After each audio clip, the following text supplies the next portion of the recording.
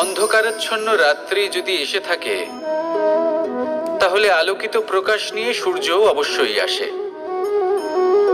রোগ যদি এসে থাকে, তাহলে তার ওষুধও অবশ্যই আসে। সমস্যা যদি আসে, তাহলে সেই সমস্যার সমাধানও নিজে থেকেই আমাদের কাছে চলেই আসে।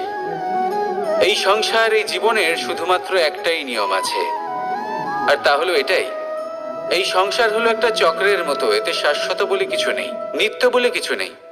আর যা কিছুই রয়েছে সব বদলাতে চলেছে। যদি আপনার জীবনে দুঃখ থাকে, সমস্যা থাকে, যদি আপনি বিপদ দ্বারা আচ্ছন্ন, তাহলে মনে রাখবেন সবকিছু বদলে যেতে চলেছে। দুঃখের সময় কাঁদবেন না, মনকে আরো দুঃখী করে তুলবেন না, কারণ এখানে যা কিছুই এসেছে তা যাওয়ার জন্যই এসেছে। তাহলে এত চিন্তা কিসের?